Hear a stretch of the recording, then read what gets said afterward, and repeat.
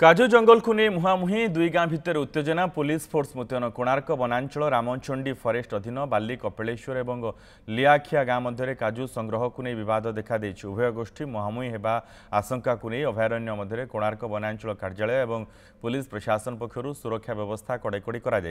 लियाखिया और बाली कपिलेश्वर जंगल सुरक्षा कमिटी मध्य काजू जंगल को नहीं 10 वर्ष हो बद लगी रही लियाखिया ग्रामवासी हक पाई कोर्टर द्वारस्थ होती काजू तोला को नहीं उभयों मध्य बद बढ़िबार लगी बेले लियाखिया ग्रामर शताधिक महिला और पुरुष जंगल में बसी रही घटनास्थल में गोप तहसिलदार समेत वनांचल अधिकारी और एसडीपीओ रामचंडी थाना अधिकारी चंद्रभागा सामुद्रिक थाना अधिकारी उपस्थित रही रामचंडी और चंद्रभागा थाना पक्षर एक प्लाटून पुलिस फोर्स मुतयन कर तो केबे ये हमर 2005 रु आज सुधा केबे से मंजी कलेक्शन करना कि रेंजर को फॉरेस्ट को देना आम एडीसी डिपार्टमेंट रेंजर सहित एमयू साक्षर करूँ सिक्यूरीटी डिपोजिट रखीचु आम रेंजर सहित जो